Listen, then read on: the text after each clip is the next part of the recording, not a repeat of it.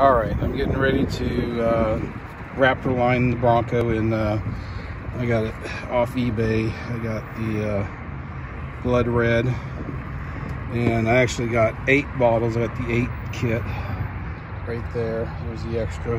Now, last time I did this Bronco in red, I used the wrong tint, and it turned pink, so I had to repaint it red and over it, and then the wife wanted this one redone in blue, so I just sprayed over it, and it holds really good. Any kind of paint over, as long as we give it a little scuff prior to. But so that's the old project there, and then there's the one we're getting ready to spray. It only took 6 bottles when I did this one, but I got 8 just in case. I wasn't sure I was going to do the bed, and so, you know, tailgate, things like that on the inside. So I just got some extra, but it will be all painted red. I may even, if I got extra, I could even do the roof. But at this point, I'm not really worried about it. So this is pretty simple. A lot of people get this confused as far as how to prep it. And a lot of people pour it out.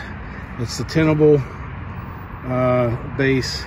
But there's these lines on here for a reason. If you buy the black, then it's done. It's black, and you just shake it and go. Add your hardener, and then you're done.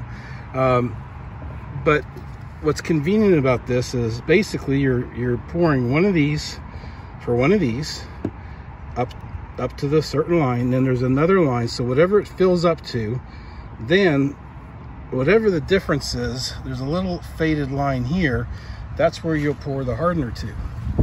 So once this is filled in here, whatever's left, typically it goes up to about here, whatever's left, you'll pour the hardener for the difference, and then you shake it up. So again, a lot of people are measuring it and just making it more complicated than it is, especially when you get these kits. It's very simple. 1 bottle to 1. Once it's filled up, take a look at it, and then just basically pour until you hit this little line right here. You can kind of see there's a little groove there. You'll pour the hardener up to there, shake it real well. They recommend a good 2 to 5 minutes of shaking, and then you're ready to go. Now, what I typically do is I just do 2 bottles at a time. This stuff does dry fast. It can dry within an hour, and depending on how fast you're going. Now I have, here's the gun, comes with the gun. I'm not going to use the gauge because I've already got one on my compressor. Now the compressor I have is a very small one. It's quiet, but it does have the gauge here. And I did my Bronco with it, and it's fine. As long as you're in that 60 to 80 PSI range, you're going to get a nice thick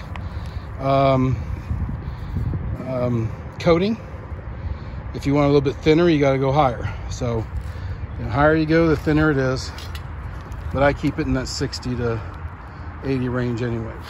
So there we are. We're going to get ready to Raptor line it, and that just gives you a little FYI. I'm not sponsored by them, but I do love this product, especially for, you know, doing fun project like this. I think the whole kit itself, this one here, I think was just right under 300 bucks on eBay. Not too bad for a full paint job. And like I said, it looks pretty sharp once it's all done. And no, it doesn't kill your gas mileage. And unless you're a sports car driving 200 miles an hour, you're driving a shit box like this, it really doesn't affect the weight or the miles per gallon. That's a myth.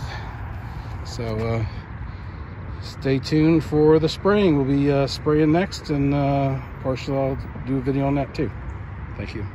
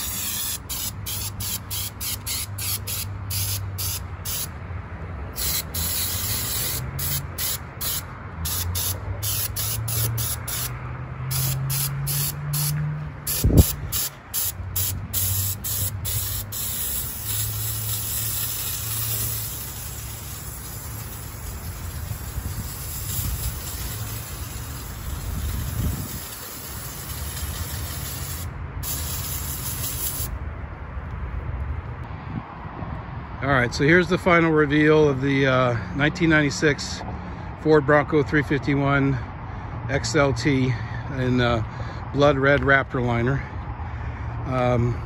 We still have a little bit more to do. We're gonna paint the bottom half black, put a white stripe through it. I'm putting a Bronco, bucking Bronco in the side with number 96.